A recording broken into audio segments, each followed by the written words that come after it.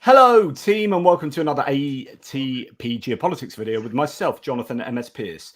This is a Ukraine war live stream, a chat with two volunteers who work for the NGO, a non-governmental organisation, charity-based.ua or base UA. Just before I introduce Anton and Pierre, let's just have a look at the website. I'd love you guys to go and check this website out. It gives you a sense of who they are, what they do. I'm going to read this to give you an introduction and let themselves go for it after that. So we founded our non-governmental organization Base UA in response to the Russian invasion, to resist the Russian aggression through humanitarian aid and to support civilians. However, our work goes far beyond the war. We have created a network of various active members of Ukrainian and international society, and it is constantly growing. We have to face the truth. The war did not begin with the illegal invasion on February the 24th, 2022. It started back in 2014, yet with the invasion, Russia attacked not only Ukraine, but also our fragile democracy and all its values. We cannot keep sitting quietly and watch what is happening to the world. We aim to help. Our team is made up of the most diverse people, the most diverse experiences. We have backgrounds in business, culture, photography, the film industry, humanitarian aid, medicine, and technical professions, to name just a few. With our expertise and with a large pool of local and international volunteers, we can realize a wide range of actions, and we do. And they work on a number of projects, from evacuation to supporting locals. I'll let them tell you what they do, but just to let you know that their website is in the description below, and the description below has the ways that you can donate to these guys. If and I hope you find what they do worthy. These guys are out there at the moment, and I'll let them take over now just to let you know exactly who they are and how they're helping. So welcome, Anton and Pierre sitting behind. Pierre will be on the right of your screen, Anton on the left of those two. Thank you so much for agreeing to do this. Please introduce yourselves and talk us through a little bit about what you're about. Hey, Jonathan. Hey, everyone. We really appreciate you inviting us. It's great to be here. Yeah, we are live from Kramatorsk, where we actually are based since a very long time. We've been working actively since the very beginning of the invasion, starting at the borders, at the western borders, because that's where the biggest needs were located at the beginning, because literally millions of people were trying to leave the country, and obviously the infrastructure just collapsed, and especially families, so mostly women and children that were trying to leave the country couldn't do so, and we were bringing them to the border, organizing safe passage then to Berlin, to Prague, to other cities in the European Union.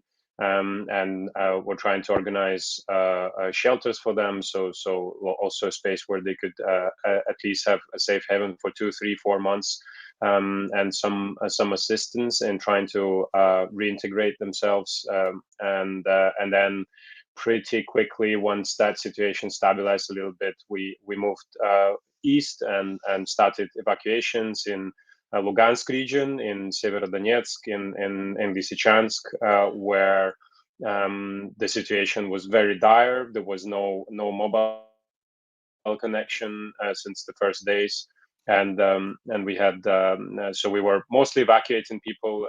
It was quite difficult to work there, specifically because of very difficult communication. So once you were kind of getting into the area where we were operating, you couldn't really communicate with the outside world. You couldn't communicate with the people that we were trying to assist. So it was very much just going door by door, visiting the humanitarian centers, the bomb shelters where people were accumulating and trying to support each other, and we were bringing a lot of humanitarian aid in, so mostly food, water, medical supplies, and then taking people out. So it was also our first approach, and it kind of persists to this day, where being a small organization with very limited resources, we try to be as effective as possible in deploying them. So yeah, having 2, 3, 4, 5 cars going in Lysychansk or Severodonetsk full of aid, and taking people out with the same cars was one of the examples. Jonathan, I see you want to say something. Yeah, I was just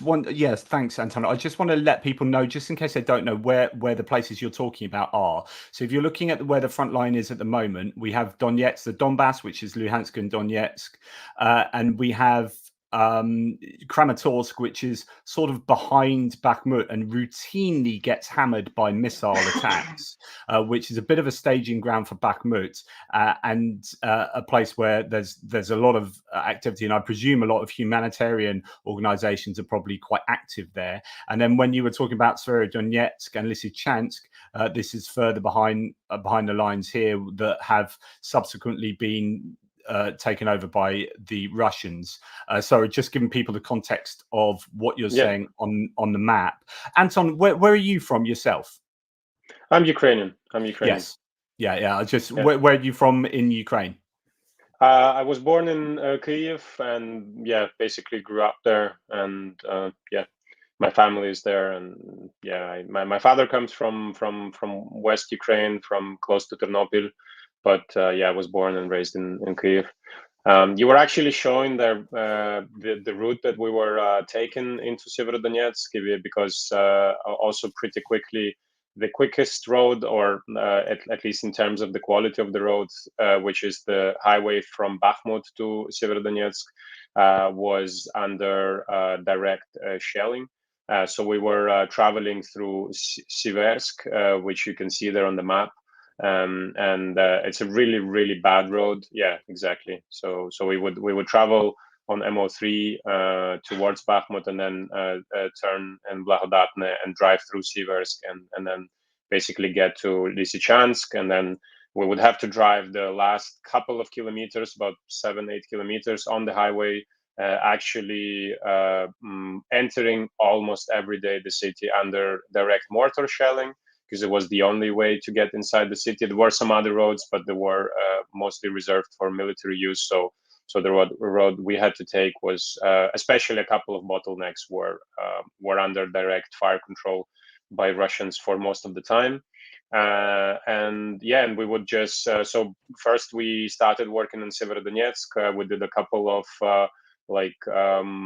missions there, so coming for a week or two, evacuating people, bringing aid there, and then around April, I think, we just started.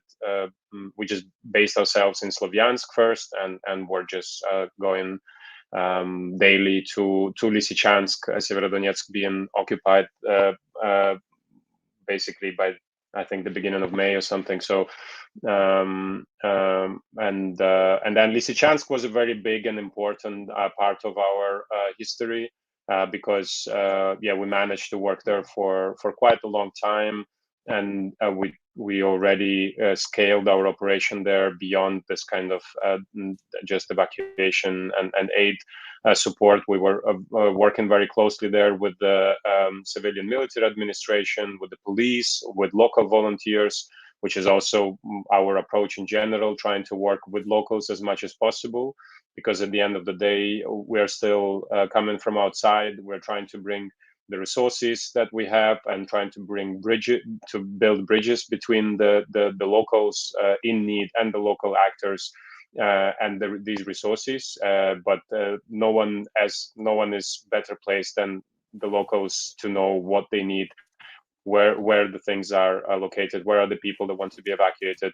And to be fair, the work that local volunteers do, that unfortunately don't have the opportunity to come to streams like this, that you don't really see on TV or in documentaries, or like on Instagram, are usually really just locals that started doing something from the very beginning, and they were risking their lives much more than we ever did, and so we really try to support them, rather than coming in and pretending that we know better. So Right, working in interesting. Lysychansk So was. do you use a lot of local intelligence, and use a lot of local help to you're augmenting your using them as your foundation for help, rather than, as you say, going and say, hey, we're going to do this, we're going to do that? Very much so, very much so. We would always just come in and trying to understand the situation on the ground, and just see what the needs are, and then just present the things that we could offer, or obviously try to then get what was needed.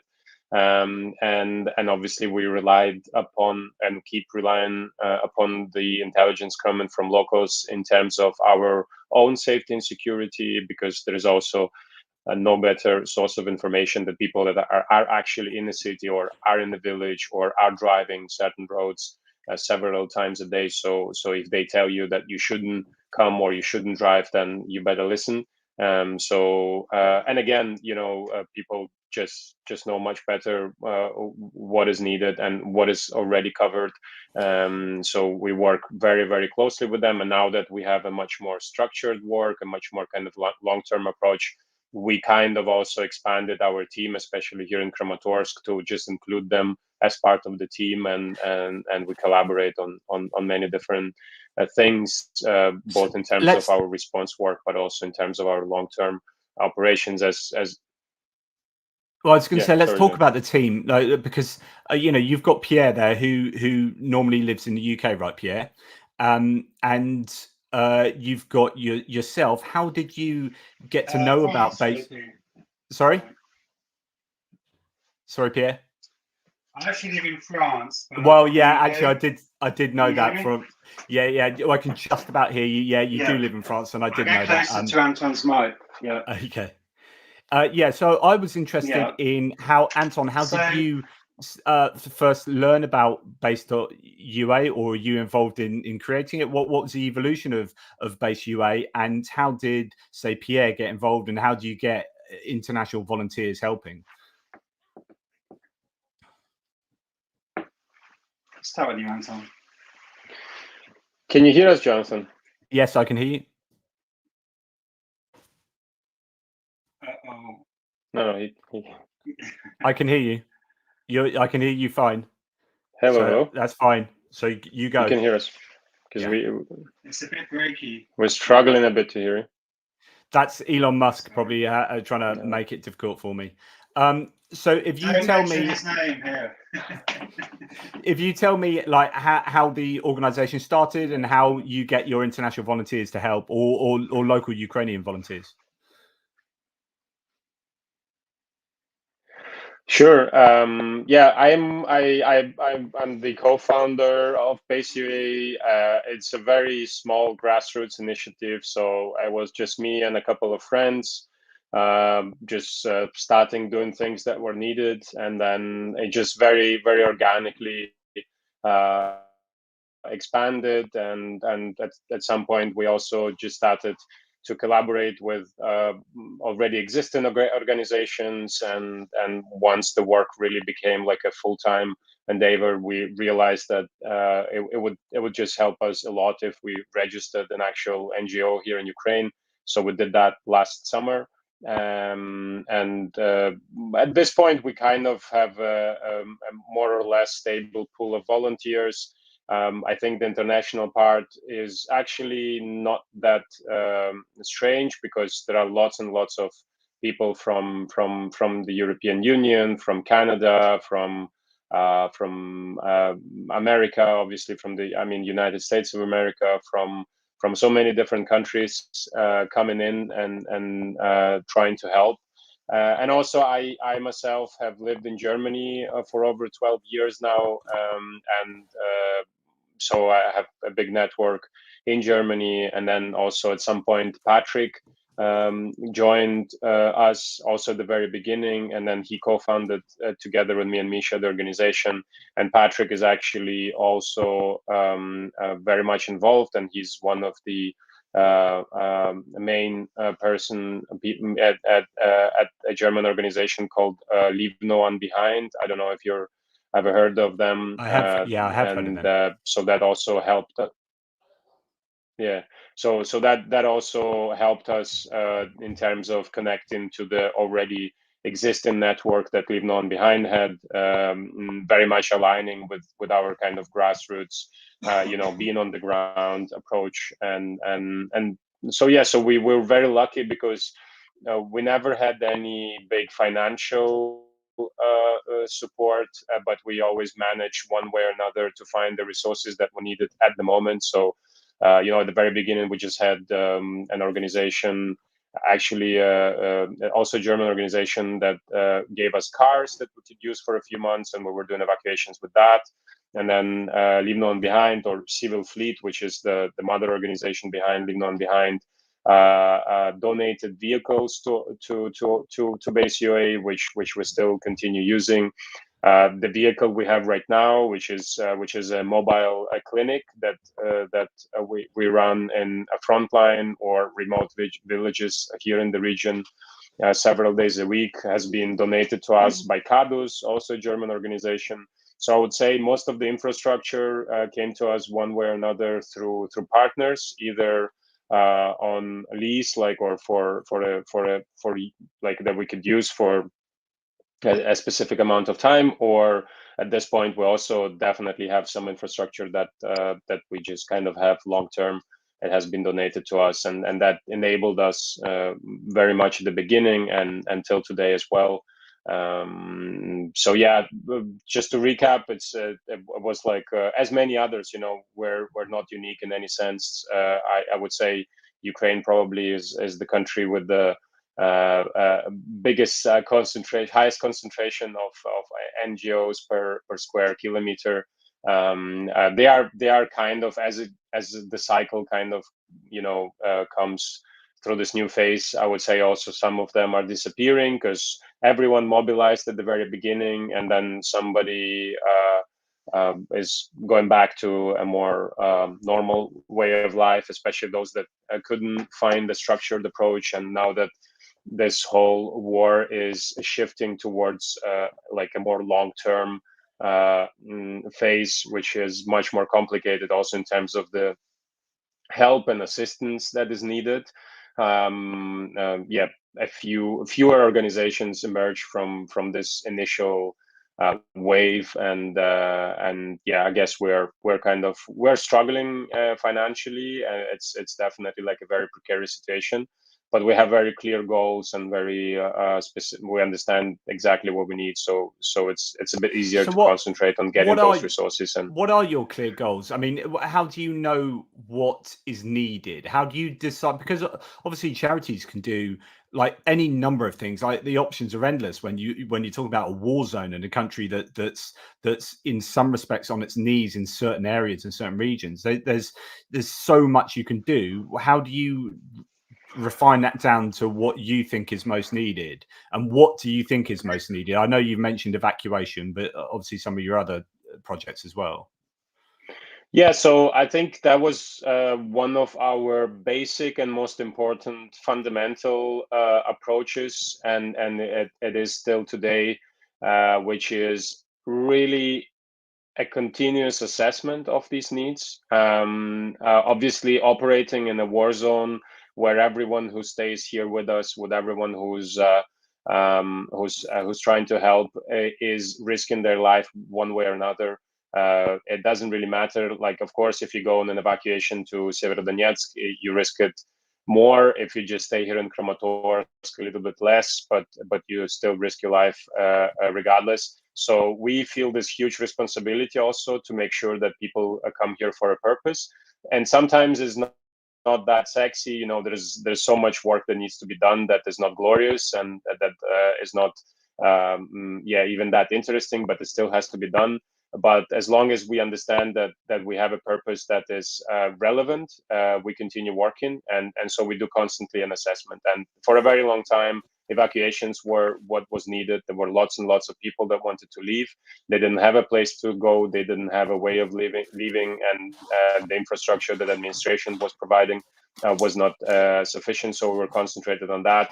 At some point, we realized that medical support, primary healthcare for those that are staying behind and that are not leaving one way or another, was a major issue. So we started working on that. We first partnered with other organizations, bringing in doctors and mostly covering the logistics, and then understanding that long term we would need to actually create our own initiatives. So now we're sitting in this mobile clinic, and obviously I can maybe do an example on this. So so we want to provide primary healthcare.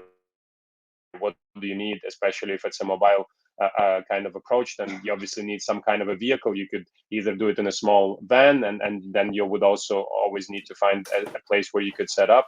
That works sometimes, but doesn't work for many villages, for example, on liberated territories, because you actually have villages there that have no buildings that survived the shelling enough to accommodate people in there. So it was clear that we would need like an actual mobile clinic, like an actual a place where people can be treated and could be checked. So here we are. We spoke to Cadus, and they were very keen on helping us out, and they built this vehicle. Then we needed to secure a supply of medications, because without that, it doesn't really make sense. It's one of the fundamental kind of pillars. So we started talking to MSF, Médecins Sans Frontières. They are doing absolutely amazing work here. MSF Belgium, really kudos to them. They were in Severodonetsk before the invasion. They left, obviously, as everybody else at the beginning, but they were, I think, the very first NGO, and one of the very few huge international NGOs that came back almost immediately. They are super unbureaucratic, very supportive, and if you have a bit of a trust relationship with them, they help with everything they can. That's amazing. They're one of those organizations that I've always had a lot of respect for. So if people don't know them from Médecins Sans Frontières, they are called Doctors Without Borders in English. They are a super good organization, but obviously, base UA is the main awesomeness going on at the moment. But yeah, actually that leads me on, before you go on there, someone's just asked, Adrian Warhayes just asked, is there much coordination between the NGOs there? So I think that kind of goes to what you're saying. They supported you and they're helping you, which I think is really important. And that's very, because I can imagine people might get very protective over what they do, or maybe not. Maybe everyone's in this together and you think, oh, no, we're all in this together. Let's work together. How does it work between the NGOs? That's one. So that's like, again, under this umbrella of trying to be as effective as possible. That's our main goal, to coordinate as much as possible. Also because that is that's the only way we actually manage to pull all of this off, is coordinating, collaborating, sharing. Like, for example, even with MSF, well, they obviously have resources, but they can't go certain places. They don't have and because of that, they also don't have the capabilities and sometimes also the time and the structures to actually develop relationships with people. So we always have seen ourselves, especially in collaboration with these big organizations, as a very complementary a partnership, because they can provide resources, they can support us in that way. What we can do is go places they can't reach. We identify needs that fall through their kind of grid, because they still need to obviously focus on the big scale. And so, a village of 10, 15 people is just not on their radar. And that's fine, because they cover other things. But we are here exactly to cover those kind of that's really cool. So it's almost like a case of them outsourcing to you, like that's really good, because then you specialize, and you have your expertise and they have their expertise, and together you cover everything. So that's great. And then obviously, we really can provide to them actually, like, live on the ground safety assessments and generally information, because we're just constantly in these cities, in these villages, constantly talking to people. We're very, very integrated in the local communities, so it's a great exchange. And then also with smaller organizations, like, our goal is to never create parallel structures. If somebody's doing something better than we do, and we can contribute somehow, that's what we would do. Or if we see that specific needs are just covered, then that's great. Then it's just like one less thing that needs to be dealt with. So we always strive for as much coordination as possible. It is somewhat complicated. I would say it took us a very long time. Everybody tried it, like, since the very beginning. You would have all these groups and chats, and people would try to build, like, also software systems to track evacuations and all these things. But in the midst of, like, very intensive work, like, it does become a bit of a additional kind of office or like bureaucratic work that is not always easy to manage. At this point, we just have established the network of actors that are here and or also that are in other countries with whom we collaborate on a regular basis, and we have reached some kind of a balance in that. Here in the region, we're part of an association of several organizations, small organizations, middle-sized organizations that are trying to share resources, that are also with like organizations like Leave No One Behind or other organizations in the European Union. They share with us also some structural things. If they bought some software, if they build like clouds and workflows that it took them time and money to build, but it's just some technical things, then it makes total sense for them to just pass it on to us. Rather than for us to build it from the scratch, because so many things are exactly the same. It doesn't matter where you're operating, what you're doing. In this kind of work, you always need the same basics. So we try to share those as well. And so just to let you know, someone's having, so Matt, this is one of my regulars, great guy who's helping out, having issues donating via CC at Monobank. Are you aware of any issues? And someone else says that they had a problem as well trying to donate to local versus, oh no, that's Red Cross, sorry. But yeah, I don't know if there are several PayPals on there that on the description below. So if you can use PayPal, that should definitely work. I don't know whether the CC at Monobank is having problems or not, but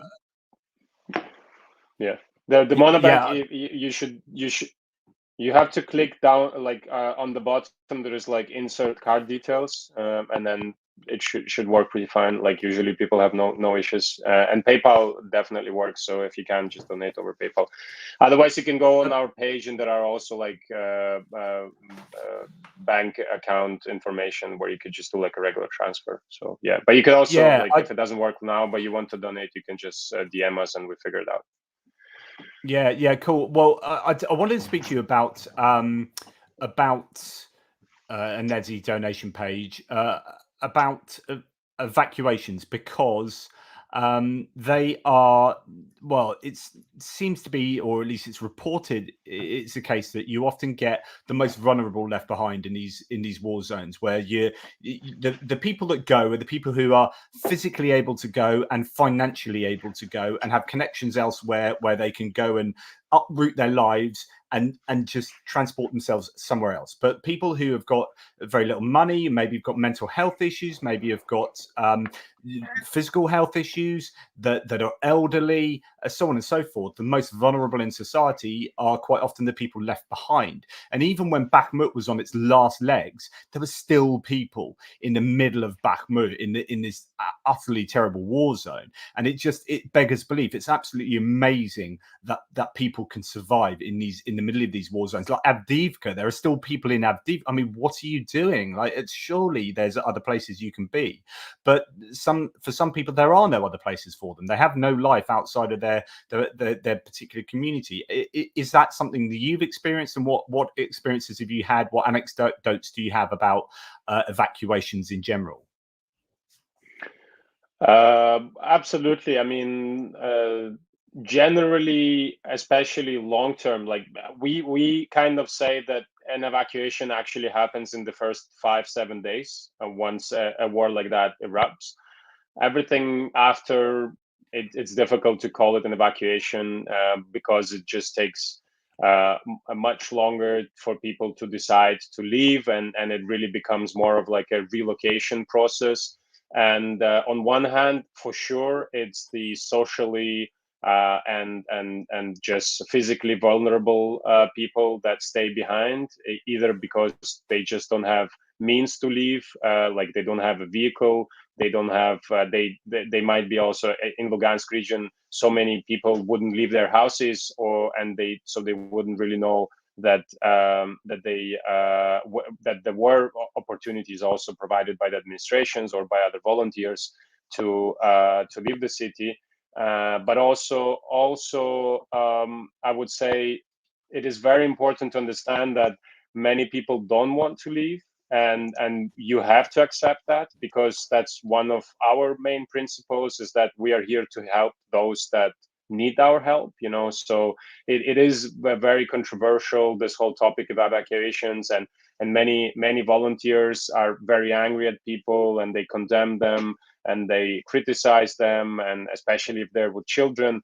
And this whole thing with children is very difficult, obviously, to grasp, of like, why would you stay there with your kids under direct shelling, living in horrible conditions in the bomb shelter? But people have very different stories and backgrounds, and you just don't know them, and when you talk to a woman that tried to leave Bakhmut twice, and the first time they managed to get to a train, and that train got shelled, and they had to turn back, and then she tried again 2 months later, and they were leaving by car, and that the road got shelled, and the car got hit, and she had two, like a son and a daughter, and her son died during the evacuation, and then she came back. It is difficult to blame her, and to kind of criticize her for not trying again and staying in the bomb shelter, which is the place where her son didn't die, is the place where her daughter didn't die. It's a place where they managed to survive for 6, 7, 8 months, and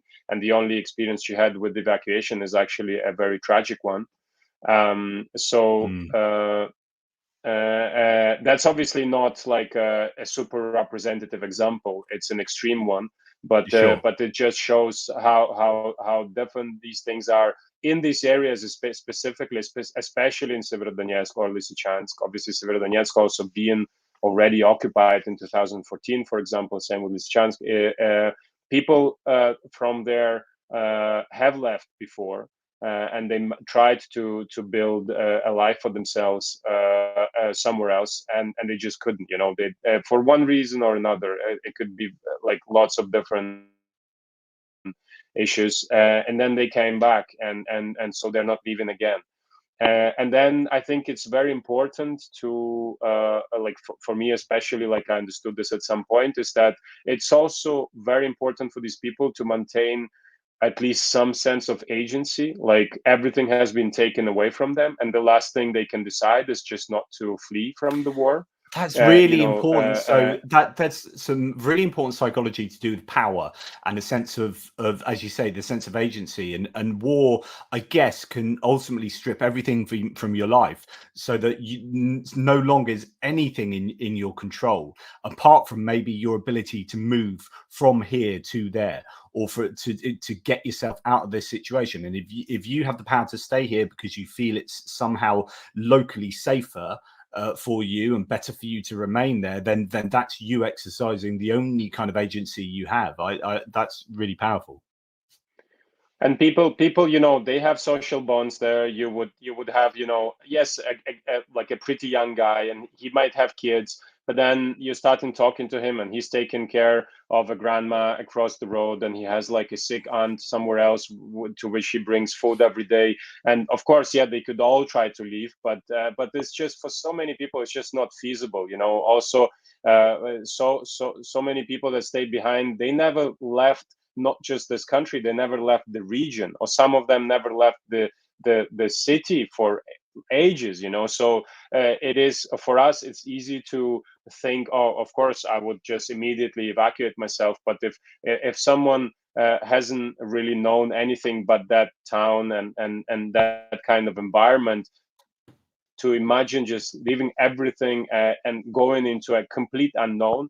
And you also have to understand that it's not like, you would have like VIP buses and very well prepared programs where they would go to a shelter with separate accommodations where their kids could go to school tomorrow. Like they had to leave and stay in the kindergarten. They could or in some kind of very temporary solution, and so for them to stay in their houses where they know everything, where they still have some social connection, where they still feel like they can actually decide what to do, and obviously they tried to protect themselves. Obviously, they tried to survive this one way or another. So I think that is something that is important to talk about. And although, of course, in places like Severodonetsk, Lysychansk, even Bakhmut, you would have a small minority, not like a really small minority if you consider the amount of people that lived there before the invasion.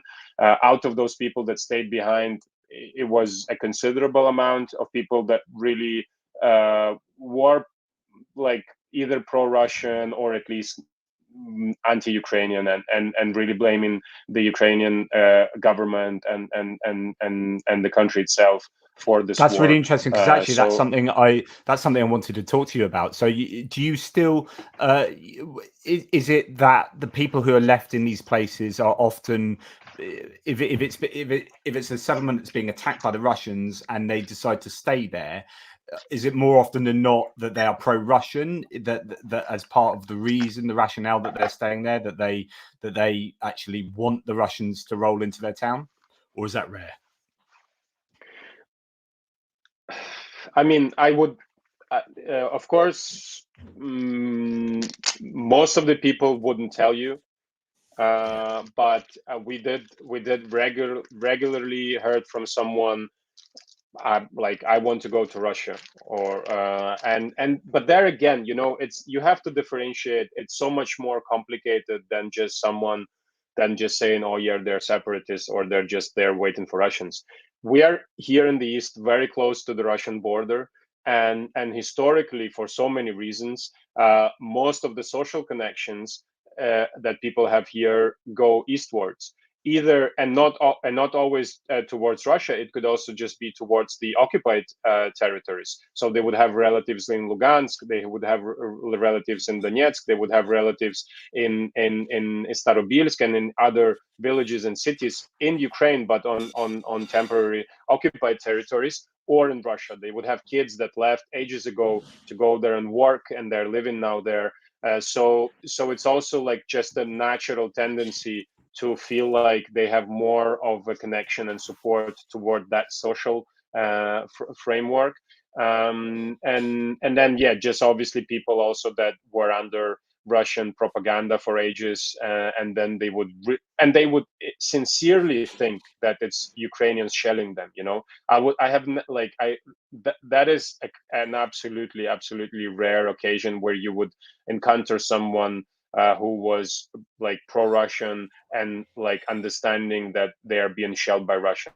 Like, if they were pro-Russian, they were sincerely thinking that they were shelled by Ukrainians, and that Ukrainians were really bearing the whole responsibility for that. So in their kind of mindset, it was also understandable that they would rather flee to Russia or stay there than go to Ukraine, because that was their enemy. So it is definitely an issue.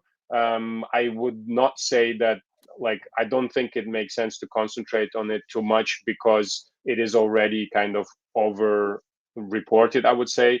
It is an issue, but it is very complex, and I encountered very pro-Ukrainian, passionately pro-Ukrainian people that stayed behind because they were helping others, and they didn't want to leave because they thought that leaving would mean that these people would not receive that help, for example.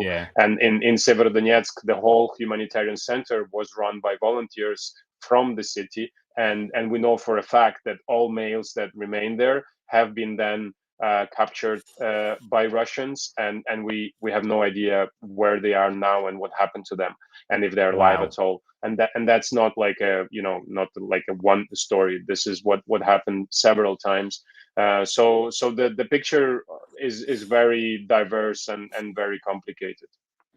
Wow, thank you for that. Matt Kirk says, have you heard reports about children being stolen by the Russians? Obviously, there are these different numbers that we hear of both the Ukrainian government saying how many people have been stolen, but you've also got, the UN being involved in this. You've got a number of different agencies saying that this is an issue. In fact, the Russians pretty much freely admit it. They just see it as not stealing children, but as like protecting children.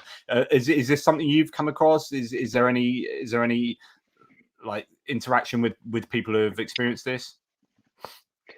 I personally I have not experienced this live, but also because obviously this all happened after the occupation. I have never been on occupied territories, but yeah, there are lots and lots of very factual and verified testimonies and actually footage from Russians themselves, just loading kids and bringing them by trains and buses to Russia. And obviously that's why also then Putin finally, the arrest warrant was issued specifically because of this. So I guess there's very little doubt on that. Like here, and for me personally, it's a universally accepted fact that Russians have kidnapped really thousands and thousands of kids. And I know personally, and this is something I can attest to, of kids that have been then returned and that are now back in Ukraine and reunited with their families. This is something that actually several, obviously the government, also in collaboration with the NGOs, is working very hard trying to bring those kids back. So yeah, this is definitely a fact. So outside of evacuations, what are the other projects that you guys are doing? Obviously, you've talked about medical provision, but also medical training. Is that right as well?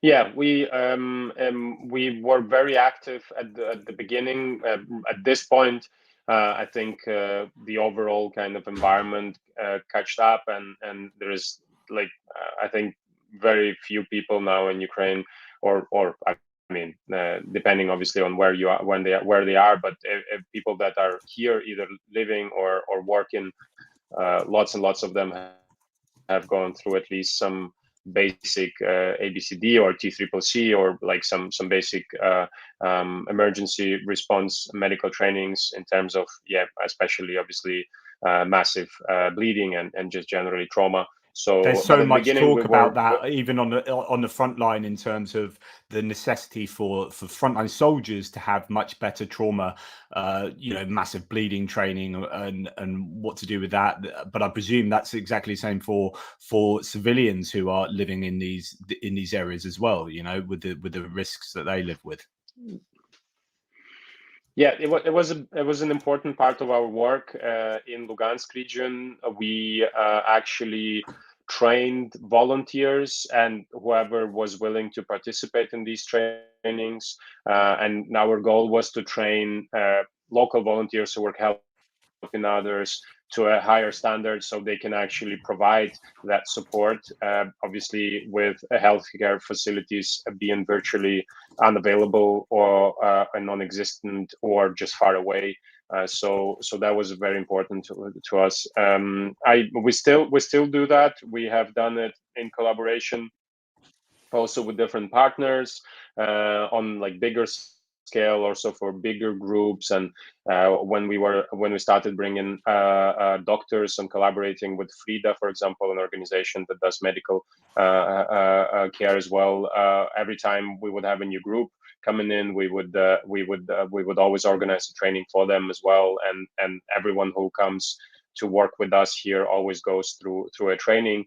And whenever somebody needs a training like that, we always organize them. So it is an important thing. It is becoming kind of a routine thing, So yeah, whenever we need to train someone, we now have a system set up in place to do that. So it is extremely important, because you also always have to practice. It's not enough to just have a 3 hours or 2 days training once. You have to practice, and so that's also important. Also for people who have done something like this, to repeat it as often as possible, because it just has to be automatic. You need to be able to wake up in the middle of the night and just put a tourniquet on yourself in the correct way. Yeah, because that's a really good point, because of course, you're not always ready for these events to happen. You could be sleeping or whatever, and then suddenly poof, and you need to react really super quickly, either for yourself or for someone else. So yeah, can I just say thanks to Mark Bizq, who's a Ukrainian in Canada, or a Canadian of Ukrainian descent, and his wife Elena, not for their donation to me, but the donation to, he says, I've just sent our donation to this amazing organization. Thank you, Mark. That's really kind, and I'm sure Base UA will be totally happy with that.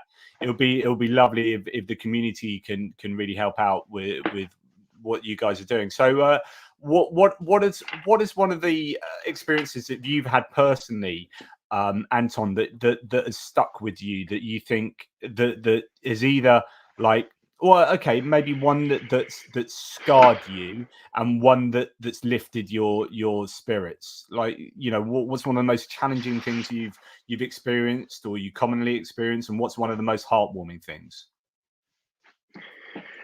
There are lots and lots of those, I guess. Actually, I have to say that interestingly enough, what really stays with me till today is the moment I crossed the border on the 25th. I was in Prague when the invasion happened, and I rushed to Berlin, where I'm based since 12 years, and I just took a car from a friend and rushed to Ukraine. And crossing the border actually on the 25th was probably like till this day the most emotional experience. Just seeing, you know, like thousands and thousands of cars and thousands of people just walking towards the border. Like, I just could never imagine this happening in my country. And it was really like also beyond anything I have seen, even in reportages and footages of other conflicts, and like literally just out of a Hollywood movie, you know, like a zombie apocalypse, or I don't know. It was incredible. And it was also like so strange, because the first thing I was doing 20 minutes after crossing the border was CPR. There was a lady that had a heart attack on the at like the gas station, just like very close to the border, and there was like several doctors there doing CPR, and I was just kind of helping out, obviously exchanging hands because you get tired. So it was I till this day, although I've seen many things, but this first day, it was just so full of everything, foreshadowing, you know, what was to come. And then, yes, of course, these evacuations were very emotional. You get to know people, you talk to them, you understand what's happening to them. You're trying to talk to them and explain what the options are, and you try to also make sure that they have all the information so that they can take the right decision. And you know, when you talk to a very young mom with a newborn, like a very small child that she's just holding, and as pathetic as it is, you know, those moments where you talk to her for 2, 3, 4 hours, or maybe you come back another time, and she was very, very unsure if she should leave or not, and she's been in the city under shelling for 3, 4 months, and then she does decide that she is going to leave, and you take her out of the city, and you organize something, and after a week or so, they, you know, they let you know that they're fine, and you understand that there's a high chance that your contribution was like valuable in saving the life of that mother and of that kid. It just stays with you.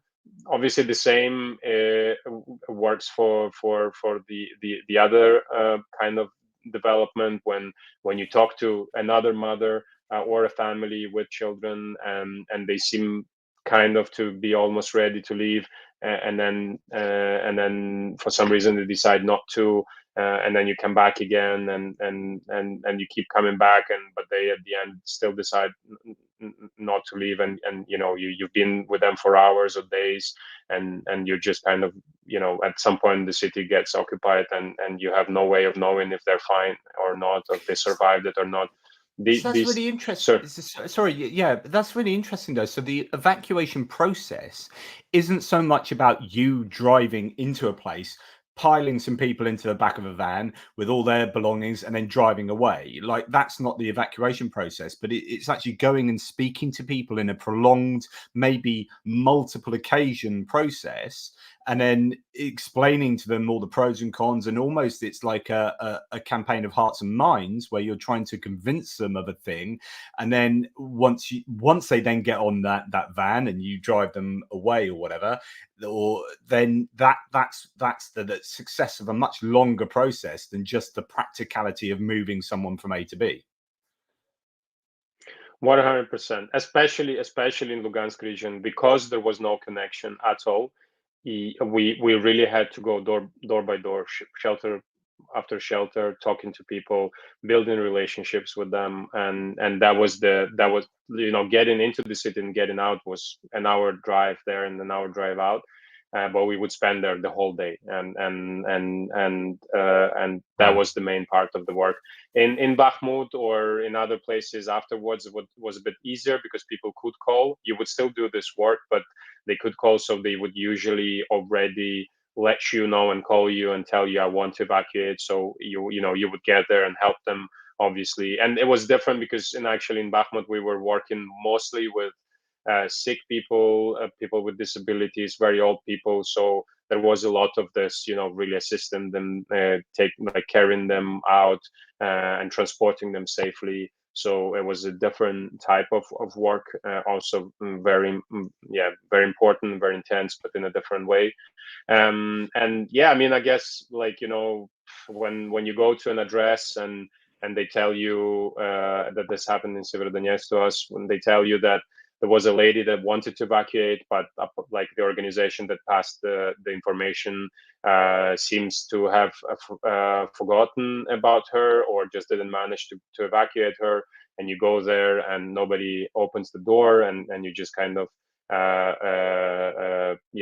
push yourself into the apartment, and you just see this very old grandmother dead in her bed, probably lying there for a week or two.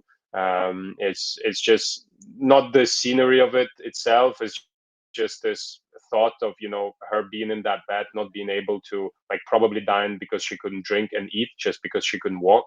And you just kind of imagining her last moments being really painful and horrible. It obviously just stays with you. Wow. But there are so many.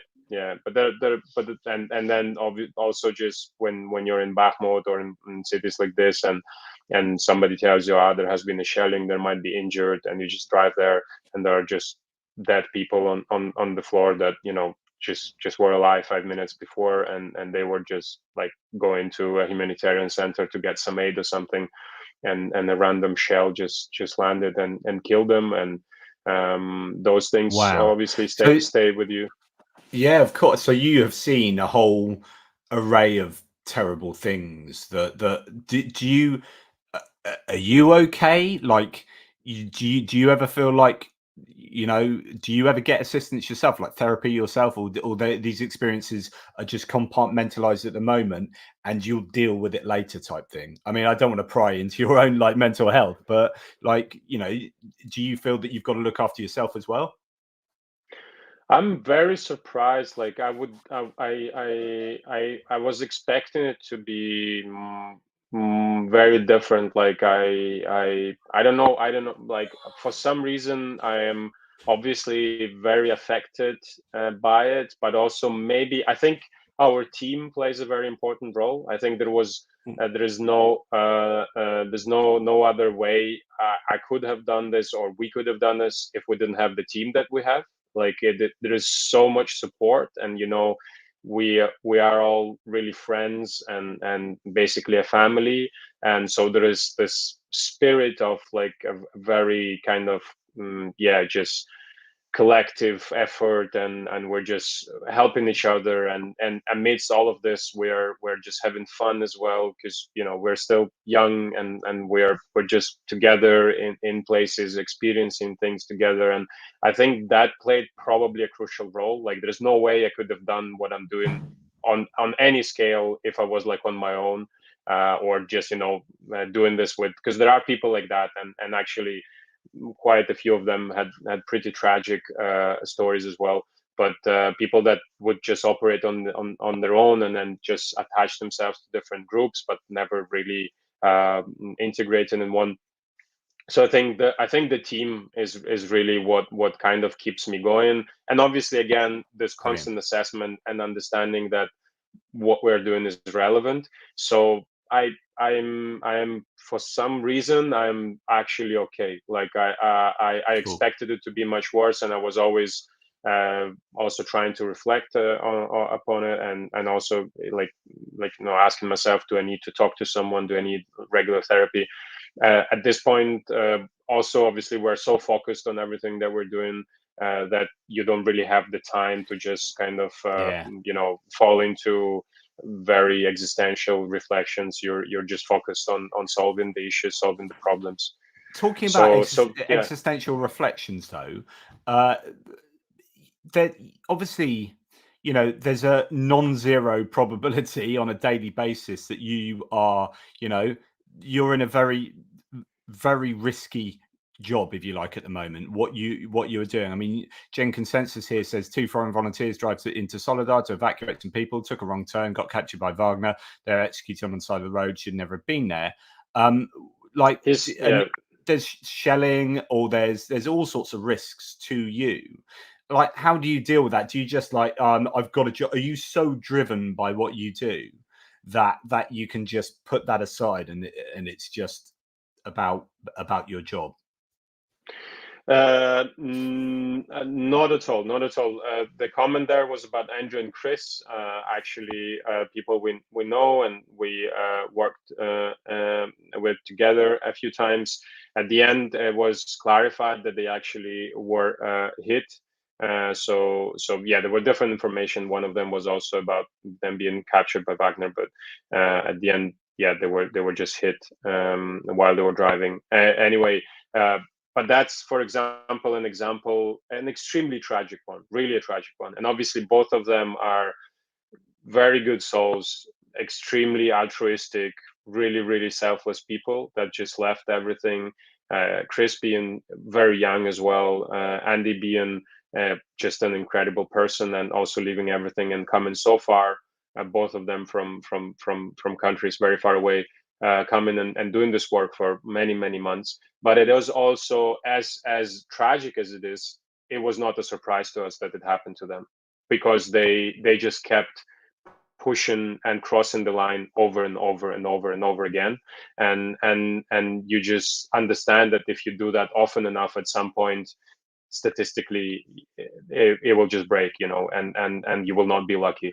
And clearly, them going to Solidar at that point was a huge mistake, and we wouldn't have never done that. And we have a very strict set of protocols, and also a very strict evaluation of the kind of risk and benefit ratio. Like, in order to go into a certain place, you need to be sure that it's worth it.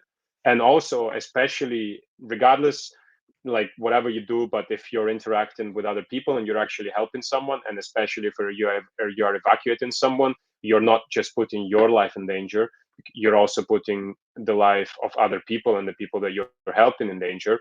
And they were going into the city, but it was also entirely possible that they would be going out of the city with the evacuees, and then they would have also actually brought people that they were helping into danger, so which they shouldn't have been into, because at some point it is safer to stay in a bomb shelter than to get evacuated, and you have to recognize that. And also, obviously, we have so many people coming here, and they rely on us for the information, for the decision making, and we feel this huge responsibility. So we have I'm actually a cinematographer and a filmmaker, and that's what I was doing before the invasion. And I've been already here in the East and in the war zone, embedded also with soldiers from 2014. And that's the first thing you learn on any heat course or on any type of preparation to work in the combat zone, is that emotionally you will feel safer and you will feel less scared the longer you stay in an environment like that.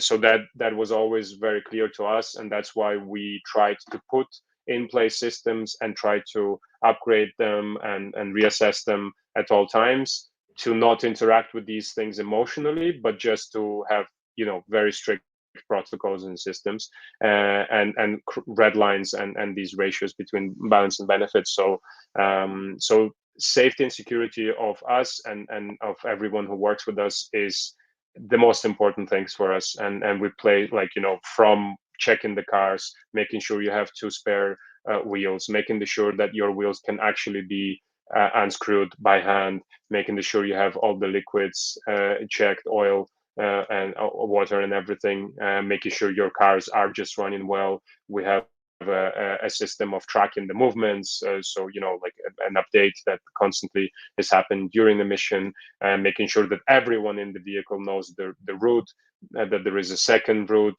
and so on and so forth. Obviously gathering all the intelligence beforehand, talking to the military, to the police, to the civilian military collaboration, to the local volunteers, to the administrations, just relying on our own experience, because if you drive the same road over and over again, and then at some and the next day it just seems weird to you, you have to ask yourself what has changed, and so on and so forth. So that is absolutely the most important thing for us.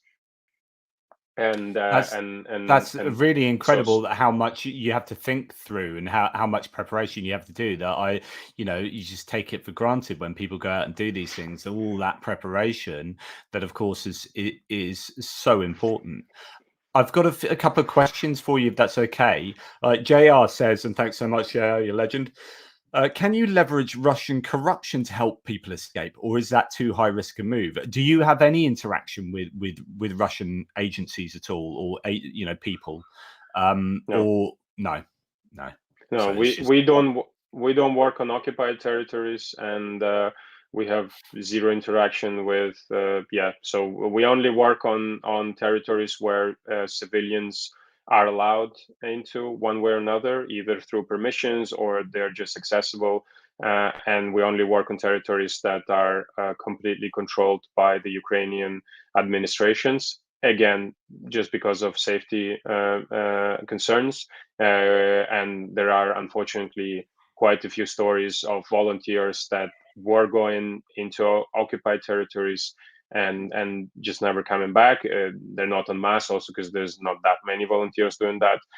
But it was just a decision we took at some point. We have facilitated some evacuations from, for example, an already occupied Lysychansk, but we just kind of helped from far away, organizing things, because there was a very short window where there was like an unofficial corridor just between a Ukrainian and Russian checkpoint where people could walk like a couple of kilometers from one to another. But no, we don't interact with Russians in any way, and we only work where it's where the Ukrainian administrations and military forces control the situation. So we've talked a lot about, thanks for that question, by the way. We talked a lot about displacement, internally displaced people, IDPs. So at the start of the war, there were lots of organizations for internally displaced people. I'm wondering if that's still in place. When displaced people go west, are they getting help resettling, help getting a new place to stay, getting work or money or basic necessities to live? Is that still on the government's sort of in their radar, on their radar, as far as helping people moving from the east to the west? It is for sure, but also internally displaced people is the biggest problem this country has, and most importantly, will have in the coming months and years. It's kind of also a time bomb, in my opinion, because so many of them live in very precarious situations, very temporary solutions, and it is very difficult for them to reintegrate and to become active part of the society again. So basically, for example, while we were working in the Lugansk region, there was no official program from the administration. So when people were leaving, they had to find accommodation themselves. So most of them obviously were relying on relatives, on friends, on neighbors that left before. But there was no program that the region offered to them.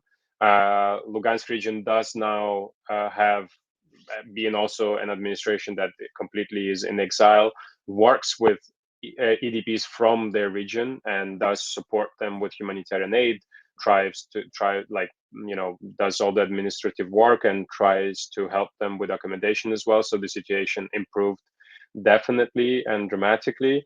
Donetsk region had a program since the very beginning.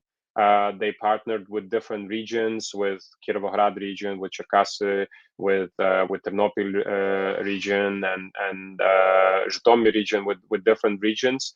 And those regions always basically offered a specific amount of people that they could take in.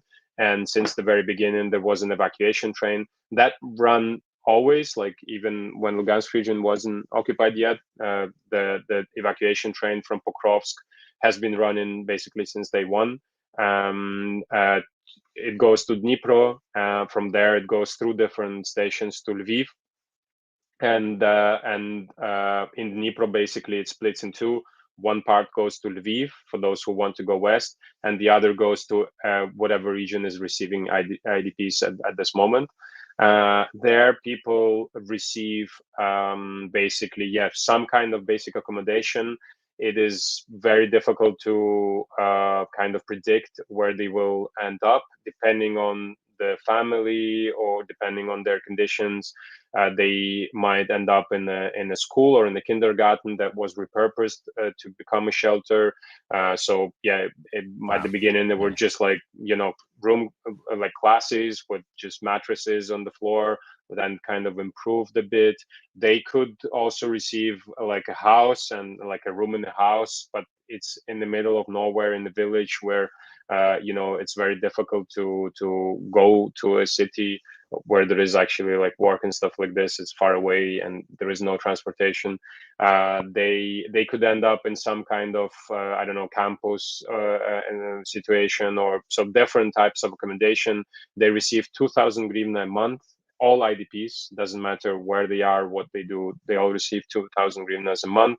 If they have disabilities and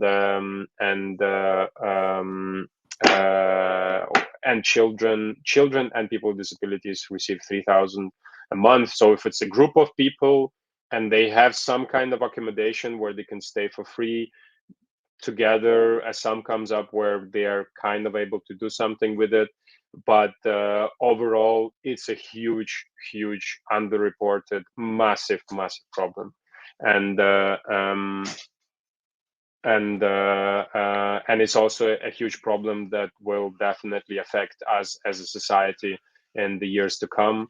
Goodness me! I mean, you're going to have so many problems affecting you as a society in years to come. I mean, prevailing in the war, and we'll talk about what your opinions on this are in a little while. But that are just psychological issues, PTSD, reconstruction, just physical health issues and amputees, and the war is terrible, but it doesn't end when there's an armistice. It ends decades later, when these things, generations later. So yeah.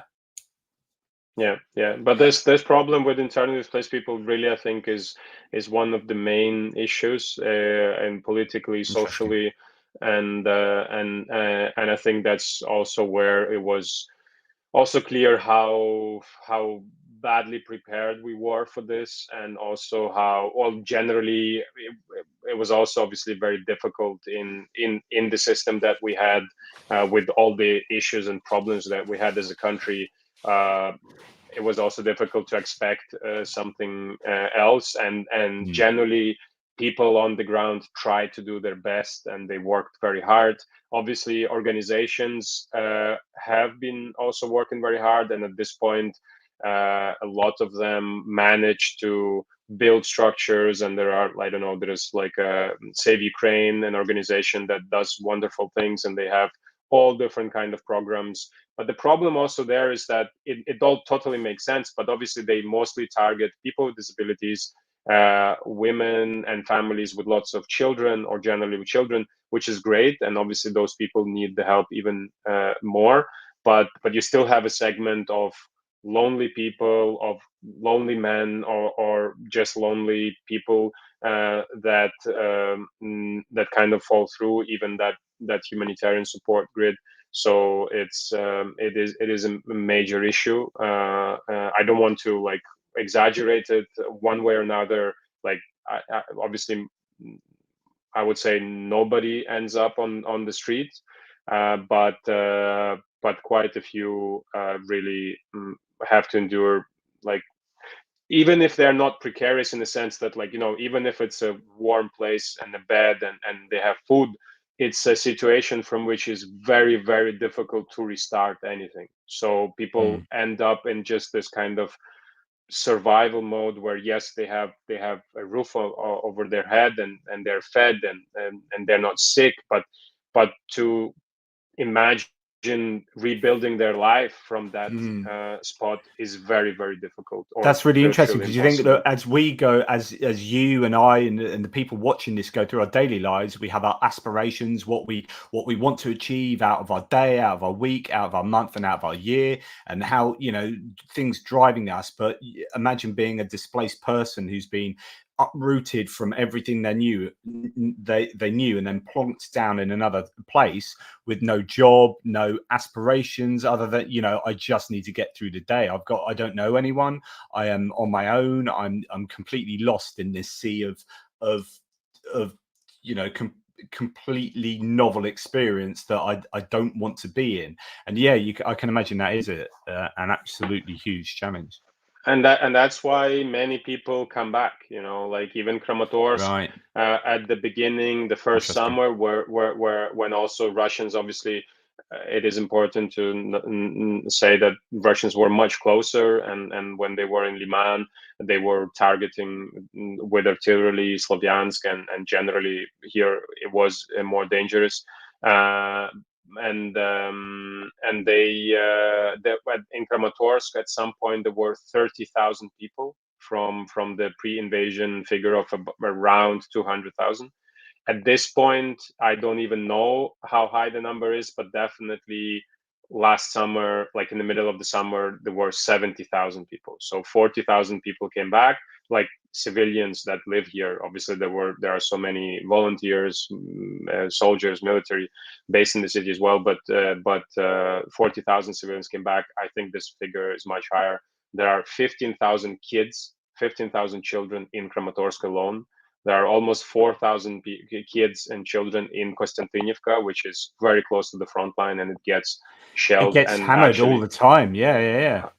and that's why we also at this point prioritize massively our cultural, social, and educational activities with children in Kramatorsk, in Yasnohirka, in Konstantinivka, in Tetianivka, in Svetohirsk, in Pokrovsk, and many different places.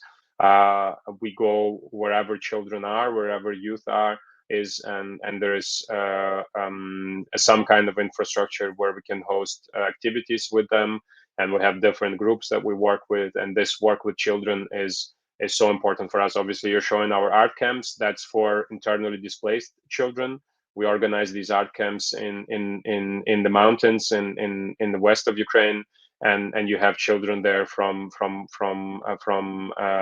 occupied territories, from cities along the front line, really, really traumatized, but also very resilient kids. So we do work a lot with kids, both here on the ground in the East and also with internally displaced kids. And that is actually, I think, our top priority, especially in the months and years to come, because they are so affected by this. Not just because in here they live under constant threat of missile attacks or actual artillery shelling, or internally displaced kids because they lost loved ones, because they endured months of artillery shelling in bomb shelters, but also because, especially the kids that are here, they are completely socially cut off. They have not seen an actual school in 4 years, because before the invasion they had Wow. COVID. So Of course, they didn't even go back to school after COVID. So you have kids here that never went to school, that only know online school, or kids that have been going to school online for 4 years. And if it's a family with 2-3 kids, most of them don't have 3-4 computers, so they either don't attend classes or attend them on a small phone, if at all. Again, if they have the stable connection in Tetianivka, there is no internet, so kids there don't attend school. and they just don't have an environment to socialize, to go through conflicts, to go through first love and everything else. So the trauma that is caused by that, I think it's even much bigger than the war, just in its more superficial, also dramatic manifestation. And they just don't have an environment to discover their interests, their talents, what they want to do in life, what they're good at, trying things out, what could be their hobbies. They're just at their houses. Best case scenario, they're outside of their house just hanging out. That's it. So this work with children is a huge priority to us. We have now a space in Kramatorsk, a pretty big place, with the bomb shelter, with the second exit. So everything is there to maintain an adequate level of security and safety. And we're working very hard now at preparing it. We're doing some reconstruction work there, and we're actually opening in November. So we've been doing, and we will continue to do this work with kids all over the region, but also we now will have this space, so it will be easier for us to work with kids in Kramatorsk. And beyond the activities that will be there on a daily basis, it will also just be like a safe space, a safe community space where kids, they just can come and hang out, with someone who watches on them, but they can just socialize, play games, and have access to creative and art materials, have access to internet. So we actually want to set up like an online school room there. So for kids, there are 20 kids that hang out at the local church that have really problematic families. They are not attending school, so we will try to get them in there, at least 10-15 of them, so they can attend online classes. So this work with children is paramount. That's so important, actually. Yeah, but I listened to Ukraine the Latest, which is a podcast that the Daily Telegraph from the UK does, and they've several times they've had on a woman that's got I think she's a journalist, but she's been looking into the effects on children that the war has had and on education, and some of the damage that's being done psychologically to children is just it's going to be, so again, talking about problems you've got going forward, is going to be so difficult to unpick that. And I mean, goodness, I know from my working in education in the UK that just in a stable country, working with children from disadvantaged families and children with behavioral problems and children with psychological needs is challenging enough, right? You throw all of those issues that we're struggling to solve as a society in peacetime. You take all that and throw that into a war zone, and you're like, yeah, that's a massive challenge. So I think what you're doing there sounds to be really, really valuable, and I can understand that you see that as one of your main kind of thrusts. Have you so just a couple of questions before I want to get on to if you're okay with time and everything, but to get on to what your thoughts about the war are in general and your experiences being near the front line. Adrian here says, can you ask Anton if they get involved or have connections to demining in Ukraine, as I'm seriously considering volunteering to help with that, can pay for my own flights. Wow, I mean, first of all, to want to go and do something as risky as that, I mean, that's incredible, Adrian. But any thoughts on that, Anton? That's obviously one of the other issues that we'll have to deal with for probably the next 50, 60, 70, 100 years. And that's one of the biggest problems that the country is facing and will face, especially here in these territories. One of the main reasons that the counteroffensive is obviously a very complicated effort is because of these massive territories that the Russians have mined or can continuously mine also from far away. So we actually just now started. We actually are in contact with a tip of the Pierre. I think many know them. It's an organization. It's an American organization that does demining in civilian, like in areas that affect civilians. We are in contact with them to help them. That's one of our actually main goals and things as well that we do here is we try to share our contacts, our networks, and our knowledge of the area with whoever wants to come here and has some resources but doesn't really know how to kind of start. And I mean, they have done an incredible work already in many regions in Ukraine. but we are now in contact with them, and we will try to help them arrange their mission here. We don't do any demining ourselves. I think long term we'll definitely try to also acquire those capabilities. There is a very good training in the Balkans actually, and we are thinking about that a lot, but we don't do it actively ourselves. Apart from now trying to assist this incredible American organization with everything we can. But yeah, so I know of I know of the Halo organization, the Halo Trust, sorry, that does amazing work around the world and is working as well in Ukraine. So they are someone worth looking at, and they're recruiting obviously. But I've not heard of Tip of the Spear, but it's under landmineremoval.org.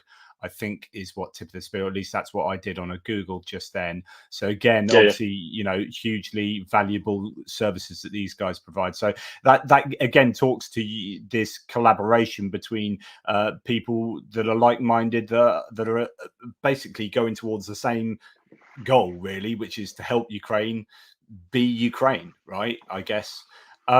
And just finally, before we go on to what I was going to talk to you about, this is from Mitch, who he's come over from my philosophical channel. He's a good man, Mitch, from Canada. He works in film production. I've had him on, interviewed him on my other channel, partly as a panel member. I forget what he does exactly in filmmaking, but he says, can you ask him about the work of Lydia Films?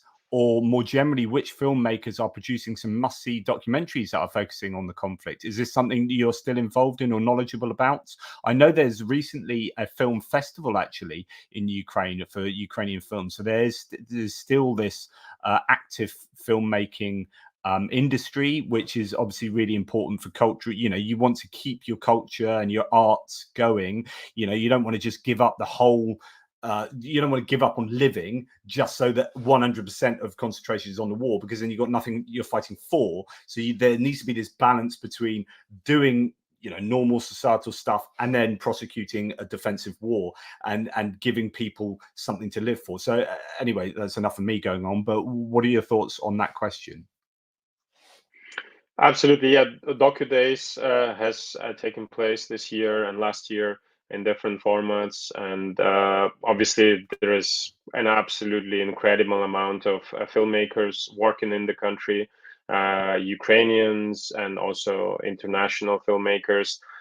I have not seen, I would say obviously at 20 Days in Mariupol, it's a valuable contribution just in terms of the chronicle value. Is just seeing the raw reality of the war, and obviously of the major crisis and the major tragic events that happen in Mariupol. It's definitely something I would look into. It's now, I think, starting its kind of live on different festival venues. I am not aware of Lydia Films, so cannot comment on that, but most of the films are still in the making, so I have not seen something where I would say, oh, this really captured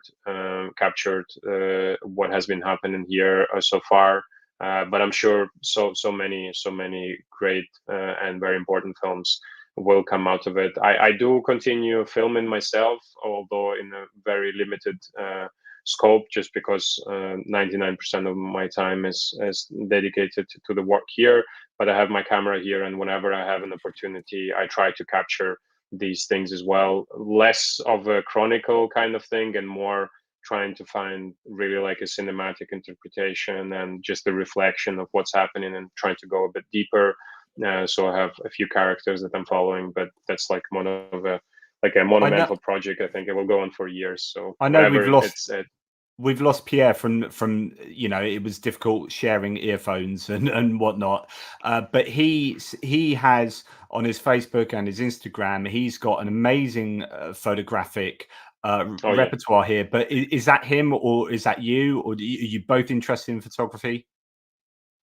I mean, obviously, all those photos here are from Pierre, and Pierre does a very good job, and he's both helping us out in documenting our work, but also he just does these I think very straight to the point pictures that reflect the experience here. So yeah, Pierre is definitely someone to follow as well. And sometimes one photo is more meaningful than two hours of a film. So yeah, definitely. Yeah, incredible. So right now, do you mind? I don't know how you're doing for time, but do you mind talking a little bit about what your thoughts on the war are? And I want to know, whether you are hopeful, whether you are fatigued, whether you are frustrated, what your emotions are concerning the war, and what people on the ground think. So whether the Ukrainian civilians have a different morale or a different opinion about things than Ukrainian servicemen and women, whether there's a difference there. Can you talk to me a little bit first about how you feel the war is going and whether you're hopeful or not? Yeah, I mean, for sure, I'm hopeful. I have, at the beginning, you kind of try to live like in these two realities, kind of thinking, oh yeah, put my life on pause. This will, and like hopefully, end up quickly, and I'll be able to just resume my regular life. And I think that was actually the most difficult period, where you're trying to maintain all the things that are happening, especially for me being based mostly in Berlin.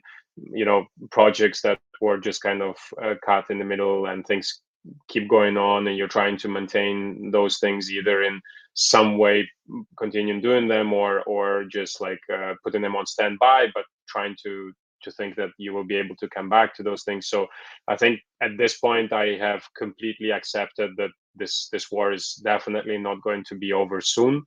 Yeah, This yeah. this is so this is my life now, and it was, I think, that the like getting to that realization was the most difficult part. At this point, I understand that this is what the reality around me and in the world is. I'm going to be part of this for many years to come, so I have kind of started to adapt to it accordingly. Understanding also that then I have to also make space and time for other things every now and then, because there is not going to be an end soon, so I'll be able to resume them full time. And but also, yeah, obviously understanding that this conflict probably will have a stagnation period, but then will come back much harder after a few years. So we need to prepare for that. So we're also trying to do like long-term things, actually trying to train our core crew into becoming like proper paramedics, Wow. because obviously assisting the injured. That's one of the things we actually also do. We work with a medical military unit and do medical evacuations with medical volunteers. So us managing, we've done lots of different medical courses and trainings, but obviously, like I would say, if like we're kind of on a level of EMTs, like very basic EMTs, but obviously nowhere to be able to do like intensive care transportation or any unstable transportation. So for that we rely on actual doctors and paramedics. So we do that, but the goal is to actually to be able to do that completely independently, so that yeah, in the future we can be even more effective and more relevant and more helping. And yeah, so I think this war is not, it's not going to be over soon. I think either a big chunk of territories will be liberated, and then the front line will stagnate. I think in that case, best case scenario is that Russia will be very exhausted. We will have a lot of weapons, and those weapons will keep coming. So there will be some kind of DMZ zone, and generally we will move towards like a South North Korea scenario, which is unpleasant, but I guess not the worst of the outcomes. Yeah, the worst would be for the political situation in the world to get to the point where we will not receive enough military support, and we will not be able to produce enough weapons ourselves. So obviously in this attrition war, I do think that Russia will prevail. I do think that Russia has everything in place to prevail, and I do not think that even if Putin is gone tomorrow, this will change much.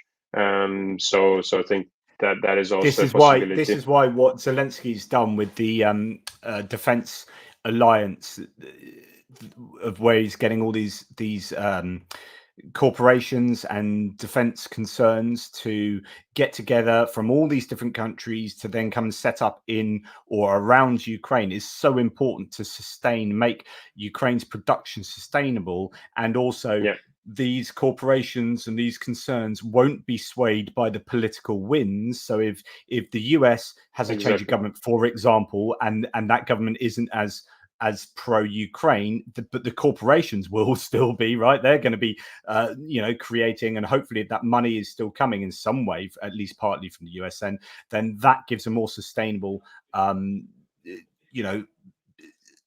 view, I guess, for Ukraine. So that's why that's really important. But you're right. If it's just down to if it was just Ukraine against Russia, no one else helping at all, then Ukraine would be in trouble attritionally. Absolutely, and without the weapons coming from the West, it is clear that this war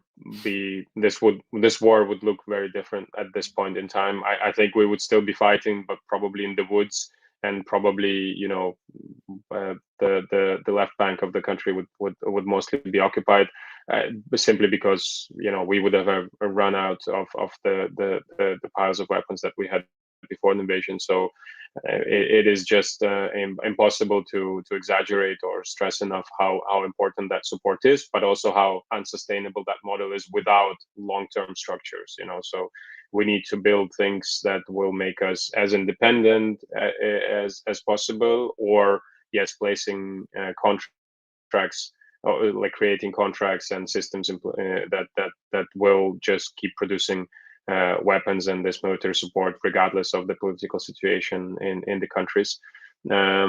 So I'm basically, I understand that at the end of the day, all of this obviously only matters as leverage. I understand that we will not be able to defeat Russia in the way that you can really call it a defeat, because for that you really need to go very, very deep into Russian territory.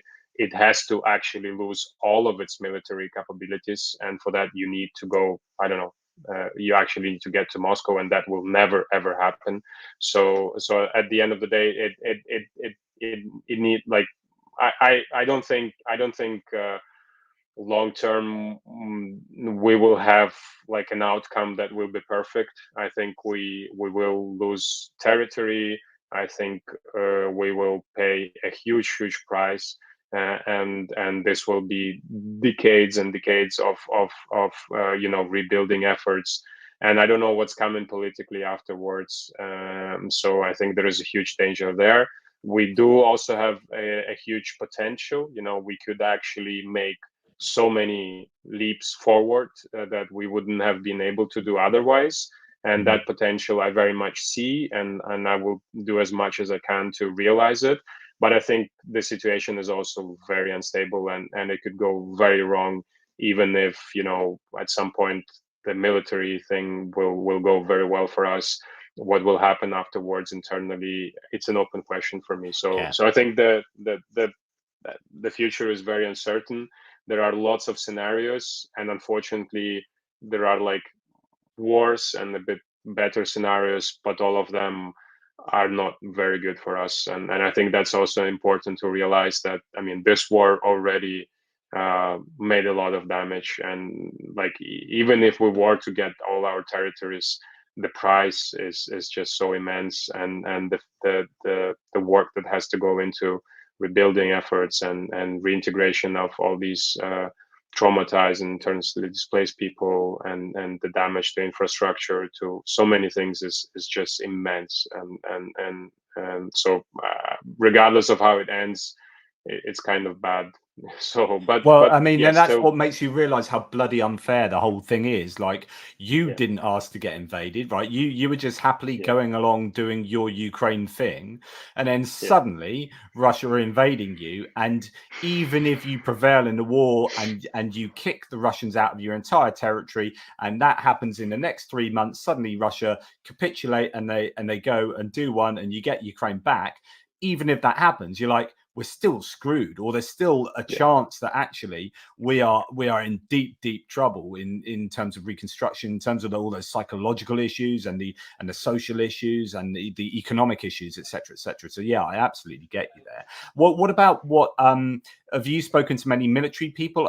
Is the morale still high with them? And then civilians, is morale high with them? How do people feel? I think whoever is actively fighting, their morale is pretty high. I would say the same goes for civilians. Like, I would say this country is as resolved as ever. Of course, long term, people, especially now with more of a distance between Kyiv and Lviv and the front lines. I mean, if you go out on a Friday night in Kyiv, you can definitely forget that this country is at war if there is no alarm or no explosions from patriots shooting down rockets. So at least superficially, I mean, still then, if you start hearing what people are talking about, most of them talk about war. Yeah. But still, obviously, the situation is becoming more and more heterogeneous depending on where you are. So I think that will also contribute long term to create some issues. But generally, I think everyone is like, I wouldn't say like nobody is talking about like giving up territories just so this ends or anything like that. Everyone is very much focused one way or another on continuing and doing everything they can to win this war, to make this stop. And so I would say, yeah, it's still, everyone is still very motivated. And of course there are huge problems, and especially somebody from like low ranking soldiers that are sitting in trenches and they don't really understand what they're doing there just because they don't see the bigger picture. Or if you travel on a train of injured soldiers, you would only hear them complaining, but that's also natural. That's just Yeah. kind of daily way of interacting with this. But most of them deep down still are very much resolved, and you still That's a have really people yeah joining en masse. And Yeah, it's a really good point, because I think soldiers are going to complain, right? It's yeah, very rare that you're going to find a soldier that says, "Do you know what? I'm in a war zone and life is awesome. Yeah, I'm yeah, loving life. It's brilliant. Oh, we're so amazing." Like, so soldiers will complain. They're always going to complain. And what happens is sometimes I think we pick up on that and we extrapolate that outside of a little exactly. microcosm of where they're existing, and say, well, these people are really moaning about their life here as they're fighting in a trench, almost dying every day. And and then you extrapolate that onto the whole war effort in some way, and and actually that's a bit dangerous to do that. There are things to complain about, and things aren't great with the Ukrainian army in every single way. There are lots of things that are worth complaining about, but sometimes we need to understand the context of some of the complaints as well. So sorry, I thought you said. 100%. You formulated very well. That's exactly what I meant. Yeah, it's that complaining doesn't mean that people are not motivated to continue, and they just want to improve things, and there are many things that need to be improved. And generally, yeah, most of the time it's a really shitty situation, so there's really nothing to be happy about. So yeah, Yeah. I think, but yeah, as you said, it's very dangerous to kind of conflate these expectable kind of like complaints for an overall fatigue or something. Thanks to Mitch, who says, thanks, JP, fantastic guest. Or thank you, Anton. Donated, and I hope others Thank have you, the Mitch. means to do so also. He's talking about donating too, and it's all in the description below. I know some people have had issues with donating through the bank one because of being in Ukraine, possibly. And so the safest thing to do is just go onto PayPal. Most people, even if you don't have a PayPal account, you should be able to do one-off payments via PayPal, I think. So go and do that. That is listed there in the description below. I mean, the work that Anton does is so valuable, and all volunteers really in Ukraine that are doing this work that I'm not doing it. You guys at home generally aren't doing it. Some of you are. And so, hats off to people who are, at the end of the day, you are putting your life on the line as well. I mean, you say that you try and do as much as you can to mitigate risks, but there's a damn sight higher chance of you getting shelled doing what you do on a daily basis than me getting shelled as I stumble to the shops and back to buy some eggs, right? So this is what hats off to you, absolute respect for you. And I think Mitch Ashdown here pretty much sums that up. Words don't cover the respect I have for this young man. So awesome stuff. Is there anything you want to say about that you think we've missed out in talking about what your organization does, or what your hopes are, or anything really that we haven't touched on? I mean, probably also with obviously what's happening now in Israel and Gaza and in so many other places in the world. Questions on the threads, on the live thread about that, and I was wondering whether to mention it, but sorry, I interrupted you, but what are your thoughts? Yeah, I just think that it is, and obviously it is, like there's just so many things happening in the world, and also everyone has so many problems and issues to deal with in their own life, regardless of what they do, regardless of how wealthy they are and everything. So I could just only say and really appeal to everyone listening is that if you have an opportunity to just take 10 minutes and just sit down and inform yourself, and I understand obviously that with your audience, especially Jonathan, is probably the case already. But I guess in this kind of post-capitalistic mad world where most of the systems just push us into being at the brink of burnouts and being so busy, but not always understanding what exactly we're doing and what we're trying to pursue. So if you have the opportunity to just stop down for 10 minutes and think of places where things are worse, and obviously Ukraine is one of them, and things will continue being very bad here for many months and years to come. Even once it disappears from headlines and the 24 hours news cycle, and so many other places. I mean, obviously Palestine being one of them, but so many other places in the world where these conflicts have not gone away. They're just not news anymore. So I would just appeal and call for everyone to think of these places and help any way you can. Obviously, donating is very important because financial support is what keeps initiatives like ours going.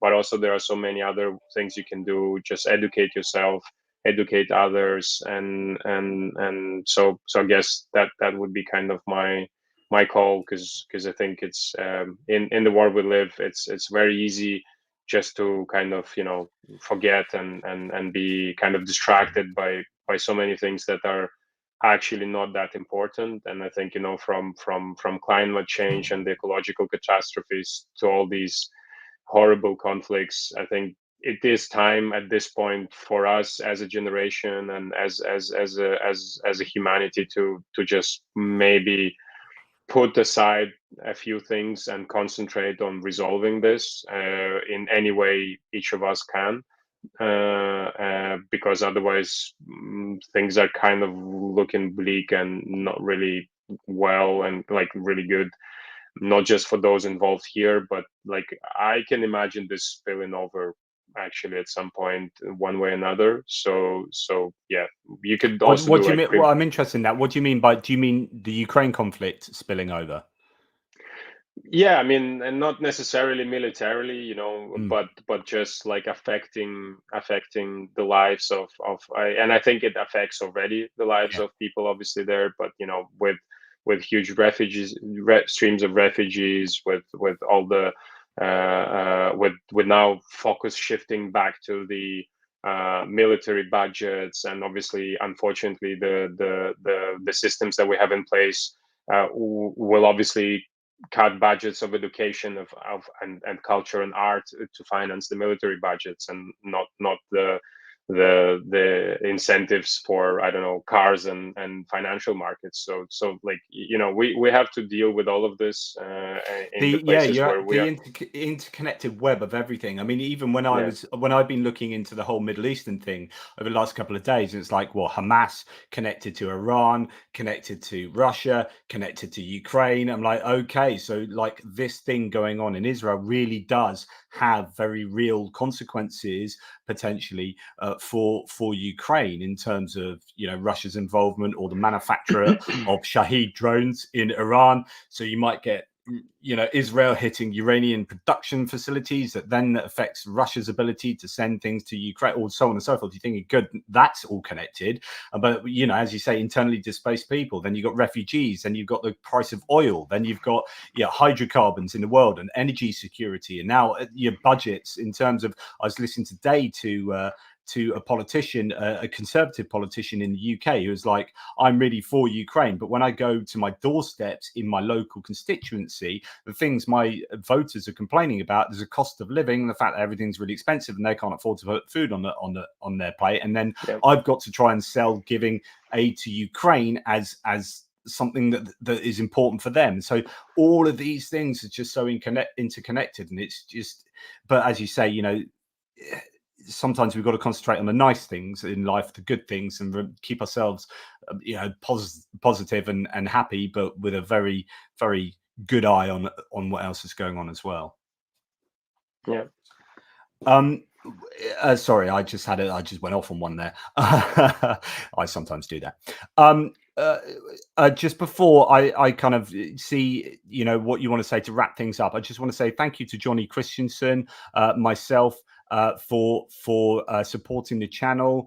I really appreciate that, Johnny Christensen from Denmark, and a few other things to mention, which is this is slightly tongue-in-cheek. I always have this thing when I'm doing my mapping that there's a Krasnohorivka here, and there's a Krasnohorivka north of Avdiivka, and there's a Krasnohorivka south of Avdiivka. What's going on there? Or there's a Vasily here and a Vasily there.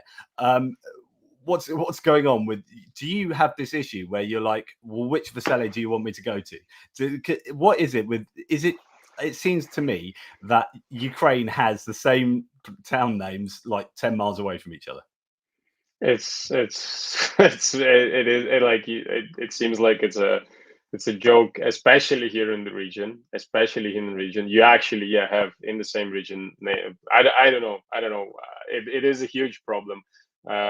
We always work with GPS data, because like, if somebody just tells you, come to this town, you can never be sure. So it's actually a problem. Yes. Yeah, that's interesting, because some people have a comeback and say, well, in the US there's the same town names, in the UK there's but they're usually like in different states or different counties or something. I mean, in Ukraine they're literally like the other side of the field. There's a place name. So it's interesting that you say that is an issue.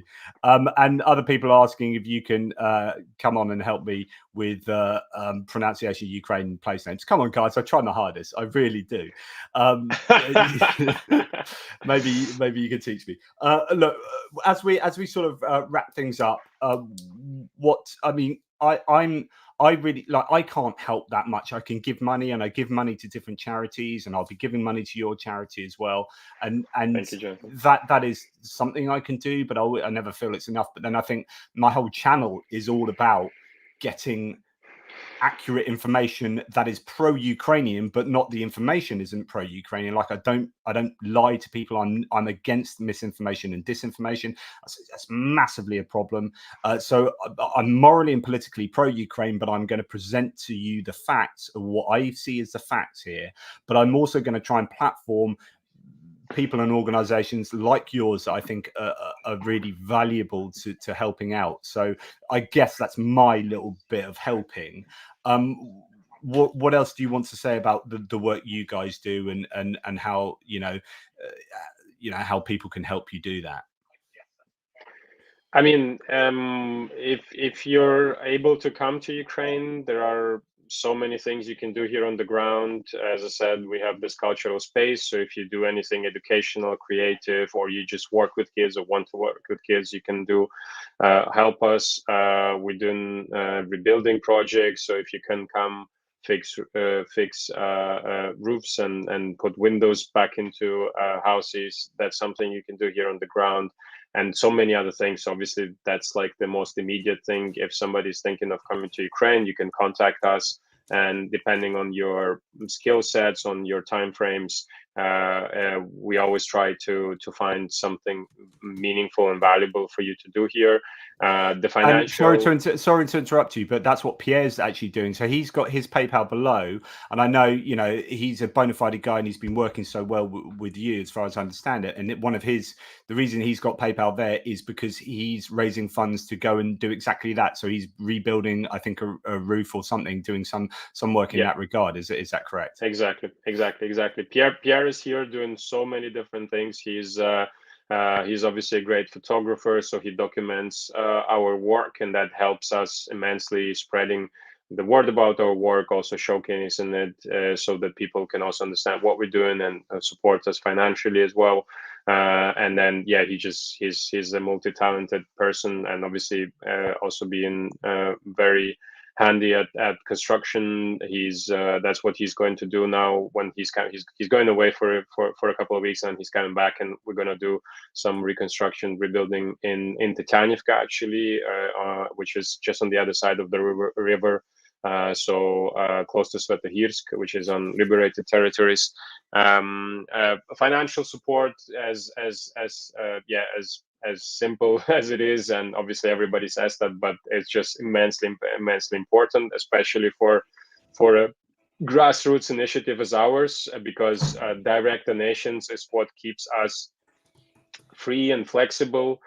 Because working with big institutional funds is very, very complicated and makes you very unflexible, because it just requires a lot of time till you get some money. The things you were asking it for are not relevant anymore, but you still have to do them because that's what you put in budget, and so on and so forth. So this institutional NGO work is really like, and you don't have to donate to us, but please don't donate to UN, don't donate to Red Cross, don't donate to these huge organizations that just sit on millions and millions of euros and pounds and just can't spend them because their structures are so rigid.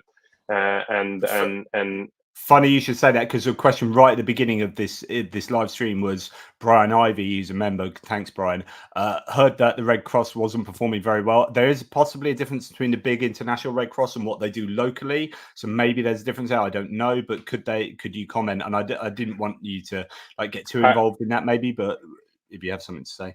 I can, absolutely, based on my experience, the money, it is obviously very difficult, because especially people that don't have that much time getting into things, they just want to do good, and they're just going and donating to the organizations they know, and those are the huge organizations.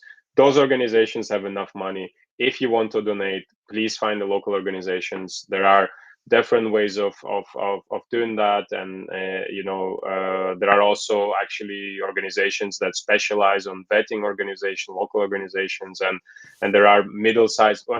If you want to help Ukraine, first of all, donate to a Ukrainian organization, and there are also big ones in here, very transparent, with very clear, transparent reports on their websites and everything. You don't have to donate to us, but if you want to help Ukraine, donate to a Ukrainian organization, to a local organization. And you can, whenever you donate to middle or small organization, you will definitely generate way more impact with your money. Don't donate to big organizations. They have enough money and they don't know how to spend it, because they have such rigid structures that nobody really can access their funds, because you need to set up a whole office in Kiev with 15 people just to manage the bureaucratic side of it. So it really is not a well invested donation there. So financial support is crucial. it becomes more and more relevant, because obviously, at the beginning it was so easy to raise funds, and now it's super complicated. It's very difficult. So if you haven't donated yet, it's the best time to do it, because it's becoming very difficult to raise funds. So financial support is absolutely crucial and essential. And then being informed. So obviously, Jonathan, what you do has immense value, and the audience that stays informed, that tries to look at different sources, that tries to spend enough time to actually understand what's happening, to understand the history, because obviously this is not just coming out of nowhere, and it's not even coming out of the Soviet time. It's coming out of a history of 400 or 500 years, and things that happen here have happened here before in one way or another. And that's why also the distribution of cultural identities, language identities, is the way it is in Ukraine. So reading a book like, I don't know, Gates of Europe by Serhiy Plokhy, which I've read. Yeah, good book. I think it's for foreigners. I think it's one of the best kind of entry points, because it's very simple, but also very kind of gives you a very good introduction, and you can just it's quite a good, just a factual book without too much bringing opinion into it. It's like this is what happened up to, and then in the later bits, actually, he starts then saying, when it gets a bit more juicy, to do with Euromaidan and whatnot. But actually, his latest book is also good as well, because he's got another book that he's just written as well. So, but yeah, sorry, I interrupted you. Yeah, so get informed, and then spreading information. If you know something and you hear somebody talking and you understand that they're saying something that is wrong, it's always good to just also interact with those people, and trying to make, like, don't remain silent if you can contribute to informing other people. I think that is super valuable, because the longer this remains a topic, and the more informed this will be in the Western societies and the European societies, the better it is for both those societies and the Ukrainian society, of course. So yeah, there are so many things you can do, and obviously you can support the people that have fled the country, that are now refugees in the different countries, lobbying your governments, lobbying your local MPs, and trying to change also legislation in terms of the different approaches that, although of course we also have seen massive double standards. The European Union has been very welcoming to white Christian Ukrainians, so there are so many things that can be improved there, but it has been already pretty good for us anyway. But that's a whole can of worms you can open there. That's a massive debate. But yeah, I do. Like, I had a video where I was like, right at the beginning of the war, it's like, why am I so interested in this war? Why wasn't I so interested in the war in Yemen with Saudi Arabia and Yemen? There are these interesting things that we can definitely think of. But I think you're a very generous and giving person there, because I think you were saying, you don't need to donate to us, and there are so many other ways that but guys, please help Base UA. These guys, they, as war fatigue goes on and there will be fewer people donating, as he said, it's the local Ukrainian organizations where the money is better spent. I mean, this is a general economic thing anyway. Spend your money locally, and there'll be a multiplier that's much bigger than spending it on some big corporation, where you can take that idea and apply it to charity as well. So I think that's a really valuable lesson learned, and it's interesting to hear that come from yourself there. So please, guys, help out and help out if you have the wherewithal. Obviously, and not Anton, Pierre as well, who's now left the screen, but and you can tell Pierre he's not getting away with it. I'm going to interview him, and I'm going to get his opinion on stuff. So I'll do a one-to-one with Pierre. But he's going back. He's tireless in his helping. So he's got his PayPal there. But you guys, I think, are absolutely fabulous. And there's no doubt so much more to talk about as well. So if you ever want to come back on, Anton, give us updates I would and love stuff, to. or give us more information on what you haven't talked about. There's so much, I'm sure, so much more you can talk about. Pierre talks about how you sit in the van, you know, driving to places, these long journeys, and there's so much in there that you've got to share, which is really interesting. JR says, I posted a list of movies and documentaries about Ukraine on Discord, so you guys visit my Discord server that Grimsoft has set out. I don't know what Discord is, but I have a Discord server. I am there. I occasionally say something, but I'm not very good at it. Can't say that the list contains some Russian propaganda, since I did not see them all. But no, thanks JR for posting a list of stuff that people can watch. I think that's a really useful list. Can I just say thank you to Lawrence22 for membering. That's really kind, very generous with people donating memberships. Thank you to Mitch Mazarol, to Johnny Christensen again. Really kind of you, Johnny, and Mark Biscu as well. But over to you guys, over to you, Anton. What if you're to wrap things up? I know you pretty much said what you want to say with wrapping things up, or if there's any little anecdote that sums up how you feel about everything, you know, here's your platform to wrap this up. Thank you again, Jonathan, for inviting us today, and I would love to come back for sure. And yeah, I mean, I guess as I said, we're here. We will continue this work. I will keep developing. This is kind of our life, and yeah. So just if you want to also follow the updates, I think our Instagram is the best place for that, because we post there very regularly. There are lots of stories there. Sometimes we do live streams ourselves on Instagram as well, with updates and like with direct interactions with the listeners as well. And yeah, there's just lots of photos, also amazing and beautiful images from Pierre and other photographers that come to visit us. So if you want just to stay up to date, you know, as it goes at the end of every stream, subscribe, share, and like, and that also helps immensely, because obviously, yeah, you know, just understanding also that that our work is being seen helps us, and you can talk about us to and because raising awareness is obviously one of our goals as well, and just keeping this whole thing in the news cycle, so people are aware of what's happening here, is very important to us.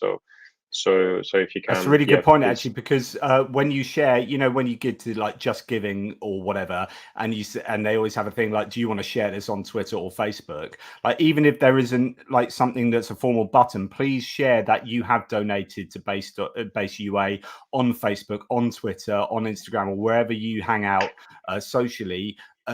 Tell people, you know, be proud that you have you can virtue signal. I'm giving you permission to virtue signal that you have done, that you've been a wonderful human being, and you can go and tell people about it. But by telling people how much of a wonderful human being you are, having donated to Anton's charity and the work, that will help other people get on board and know about it, and maybe it might result in a donation from them. So that's there's no such thing as a small donation, you know, like really don't be shy. Like really, $5 is $5. Like if 10 people donate $5, that's $50, and that already gives a lot of potential. So like, you shouldn't not donate because you can donate 100 euros. Like whatever you can donate it. And as I said, there are so many other ways you can support things, and also just do things locally. So everything is very much appreciated. Excellent. And the last thing I'm going to say before I let us get on with our evenings, it's late there for you, no doubt, but what I've loved about what you've said throughout this whole live stream is you're always thinking about what more you can do. Yeah, we're going to do that because that will get us, that will be beneficial, and the end result is being beneficial for Ukraine as a whole, or for you know, so on and so forth. But you've been talking about throughout this stream, yeah, we want to concentrate on that because we know that that's a really big thing, and we want to connect with them because then that makes us more efficient. So you're not just like doing your thing and then that's what we do all day long, but actually you're always thinking, it seems like you're always thinking about what more can we do and how can we do what we're doing better. And if that should communicate, I think, to other people that you are a decent person and your charity is a decent charity that is seeking to always improve and be better and better. So I hope people realize that. I've certainly I hope that's an accurate realization that I've come to throughout speaking to you. So look, thank you for what you do. Thank you for the time you spent with us. I really appreciate it, and I'd love to speak to you again. And Pierre, I know you hold it. Is he hiding around the corner? He actually said he's gonna say a few words, so he's coming. Oh yeah, nice one. Right, both just take. No, the other way. All right. Hey, JP. Hey, mate. Hey, thanks for great interview. So glad you did it, and thanks for all your updates that I watch all the time when I'm back home. Great stuff, and yeah, there's so much more you could talk to Anton about. It's just yeah. I know you've So many waxed things. lyrical about him previously, about how he's got a lot to talk about, and so yeah, I'm more than happy to oblige again. Okay, just one anecdote. When he turned up 3 days ago, it's about 10-hour drive from Kyiv. Got here with a load of generators, and because we have updates on our phones where everyone is, like I got an update like 3 a.m, saying he's looking after a dog. He went and rescued a dog 3 a.m. Anyway, that's Anton for you. Yeah. Do you know what I know? Yeah. I know nothing. There was no detail to that anecdote, but actually, those few words I think speak chapters. So make of Anton what you will, but he's this kind of guy that after a 10-hour drive to help other people goes and saves a dog. So make of that what you will, guys. I think I quite like Anton, and he's doing a damn good job. So thank you, Pierre, for sorting. Actually, I've got you to thank for sorting this out, and thank you, Pierre, for doing the work you do, mate. Because you need not be doing that, and yet you are. So thank you. Great. Wouldn't want to be anywhere else. Good man. Anyway, thank you so much, Anton. Thank you, Pierre. Thank you in the live chat for having lively and always informed conversations. I really appreciate all your support, but more importantly, Anton and Pierre will appreciate your support. So please, if you can, if you have the wherewithal, every little bit helps. So thank you. You guys stay on the line, and I will end this by saying toodle pits, everyone. We'll be speaking again with these two, hopefully, but I'll be speaking to you on my Todd tomorrow. So stay tuned. See you later.